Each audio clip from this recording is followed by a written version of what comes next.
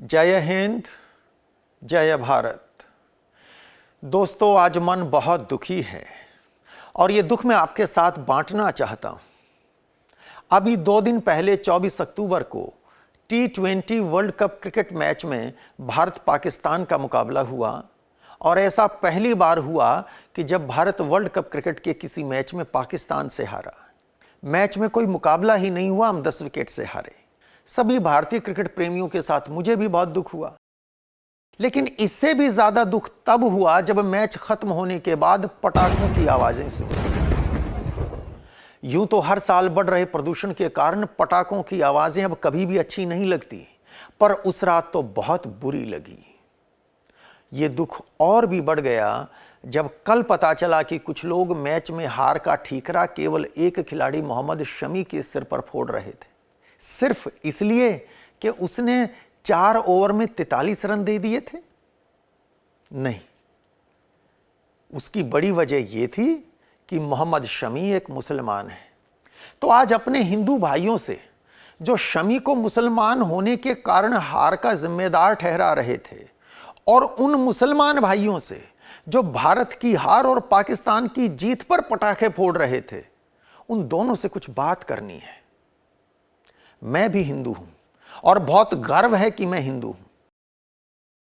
मेरे पूर्वजों ने हजारों साल पहले इस दुनिया को वसुदैव कुटुंबकम की परिभाषा दी और इसके साथ साथ सर्वे भवन्तु सुखिनः, सर्वे सन्तु निरामया, सर्वे भद्राणि पश्यन्तु मा कश्चित् दुख भाग भवेत, यानी सभी सुखी हों, सभी निरोगी हों, सभी का कल्याण हो, किसी के जीवन में कोई दुख नहीं हो, ऐसी कामना करते आए हैं हमारे पूर्वज हजारों सालों से।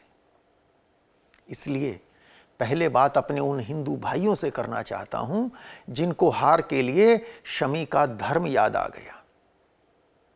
यह बात सही है कि शमी ने उस दिन बहुत खराब गेंदबाजी की, लेकिन अच्छी किसने की थी? विकेट तो किसी भी गेंदबाज को नहीं मिला, और बल्लेबाजी में कुछ हद तक कोहली और ऋषभ पंत को छोड़ दें तो किसने अच्छी बल्लेबाजी की थी? केएल राहुल, रोहित शर्मा, एक ने 3 रन बनाए, एक ने 0। दोनों दुनिया के माने हुए बैट्समैन थे। फिर भी किसी एक खिलाड़ी को उसके धर्म के आधार पर दोषी ठहरा देना कहां तक उचित था? इस तरह तो भविष्य में कोई भी मुसलमान खिलाड़ी पाकिस्तान के खिलाफ अच्छा नहीं खेल सकेगा। सिर्फ मोहम्मद शमी क्या, कोई दूसरा भी नहीं खेल सकेगा। एक नया खिलाड़ी आया है, नया लड़का आया है, मोहम्मद सिराज। उसने ऑस्ट्रेलिया की धरती पर भारत को टेस्ट मैच जितवाया, लेकिन क्या ऐसे हालात में वो पाकिस्तान के खिलाफ ऐसा कर सकेगा? जब भी गेंद फेंकने के लिए दौड़ेगा, यही डर उसे खाता रहेगा कि अगर इस गेंद पर चौका लगा, छक्का लगा, तो उसके अपने ही देशवासी उसे गद्दार कहेंगे।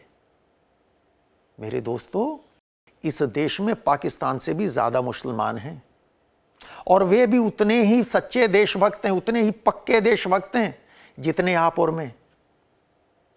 लेकिन जब हम इस तरह का व्यवहार करते हैं तो उन सबों के दिल पर चोट पहुंचती है। और एक बात अपने मुसलमान भाइयों से भी कहनी है जो परसों शाम पटाखे फोड़ रहे थे। आप मुझे बताइए कि पाकिस्तान के हाथों खेल के मैदान पर एक मैच हार जाने भर से भारत में पटाखे फोड़ने पर किसको लाभ हो सकता है? क्या आपको, जो पटाखे फोड़ रहे थे, इस्लाम को, या भारत को?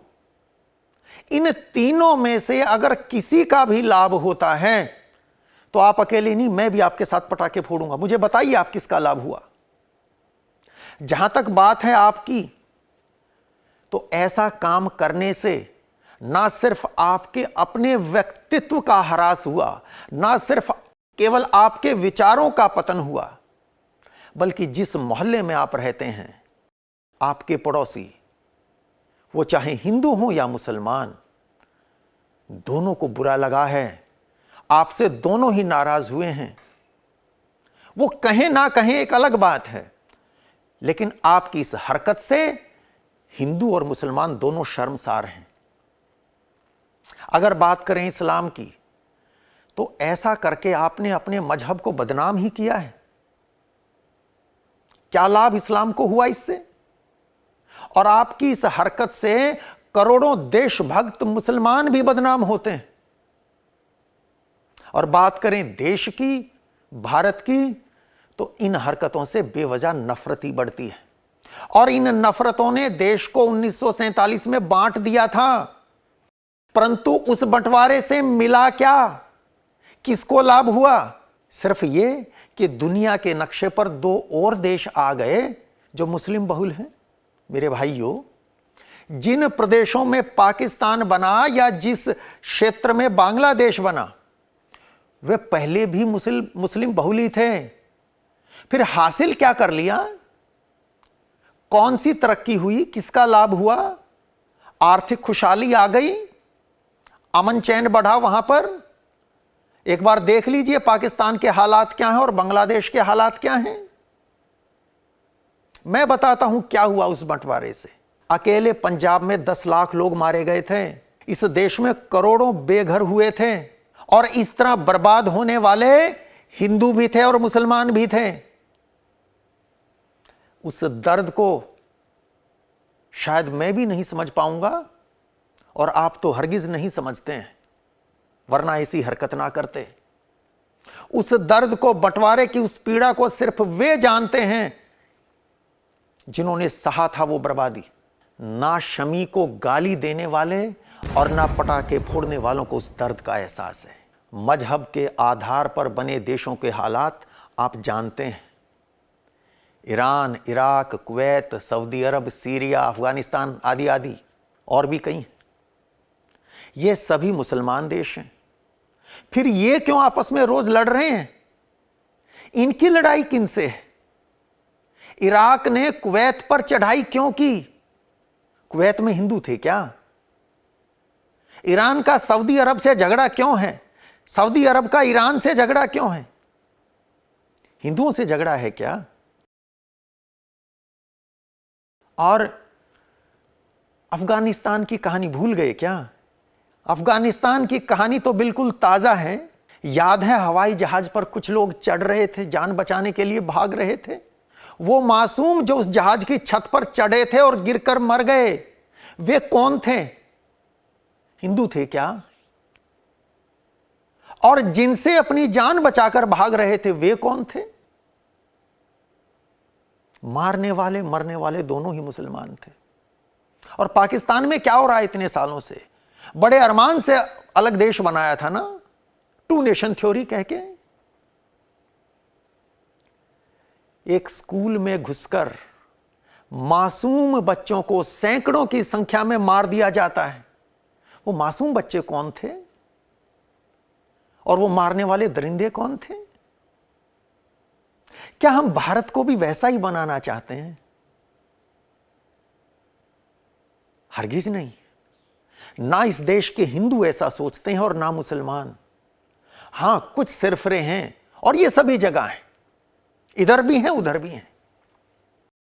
लेकिन समस्या यह है कि अधिकांश लोग जो अमन पसंद हैं, तरक्की पसंद हैं, जो भला चाहते हैं अपना भी सभी का, वे खामोश रहते हैं।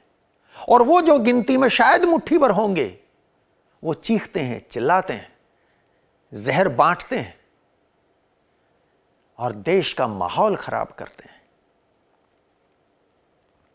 याद रहे, ना तो हिंदू का दुश्मन मुसलमान है और ना ही मुसलमान का दुश्मन हिंदू है। दोनों का ही दुश्मन, असली दुश्मन है अज्ञान, जहालत, भूख, गरीबी। और इस दुश्मन का मुकाबला करने की जरूरत है, मिलकर लड़ने की जरूरत है इस दुश्मन से। मुझे एक बात बताइए, आप दोनों को ही अच्छे स्मार्टफोन, अच्छी कारें, दोनों को ही पसंद है। हिंदू भी चाहता है उसके हाथ में अच्छा स्मार्टफोन हो, मुसलमान भी चाहता है। और बीमार पड़े तो दोनों को ही अच्छी दवाइयां, अच्छे अस्पताल चाहिए। मुझे एक बात तो बताइए, कितने आविष्कार आपने किए, कितने स्मार्टफोन आपने बनाए, कितनी कारें आपने डेवलप की और कितनी दवाइयों की इजाद आपने की। 130 करोड़ से ज्यादा हैं हम।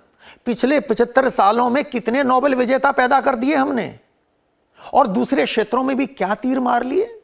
अभी ओलंपिक हुए थे टोक्यो में, 7 पदक जीते और इतने खुश हुए जैसे सारे पदक टोक्यो से हम ही उठा लाए हों। एक बार बाकी देशों के पदकों और उनकी जनसंख्या को देख लीजिए, समझ आ जाएगी हकीकत क्या है। और ऐसा भी नहीं है कि सिर्फ अमीर देश ही थे जो पदक जीत रहे थे, वहां पर गरीब देश भी हमसे आगे थे। उदाहरण के लिए कीनिया 10 पदक जीते थे, जिनमें से 4 गोल्ड थे, और उनकी इकॉनमी सिर्फ $250 बिलियन है, भारत की $3 ट्रिलियन से ज्यादा। ऐसे उदाहरण और भी बहुत हैं। और एक वो पड़ोसी है हमारा, क्रिकेट के एक मैच में जीतकर खूब इतरा रहा है, और हमारे यहां भी पटाखे फूट गए। उसकी अपनी हालत क्या थी, कोई पदक नहीं था नाम लेने को, एक भी नहीं था। 20 करोड़ से ज्यादा की आबादी है। तो मेरे भाइयों, उस 75 सालों में उसने क्या पा लिया, क्या हासिल कर लिया? कुछ नहीं रखा है नफरत के इस कारोबार में।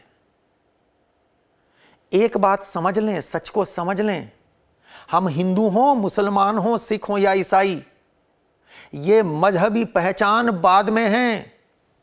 सबसे पहले है भारत। भारत है तो हम हैं, भारत खुशहाल है तो हमारी खुशहाली है।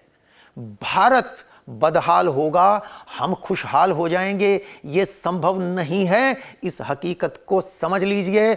और भारत की खुशहाली, हमारी खुशहाली तभी हो सकती है जब इन मजहबी नफरतों को छोड़ दें, इंसान बनना सीख लें। हिंदू मुसलमान बाद में, पहले इंसान बन जाएं। जय हिंद, जय भारत।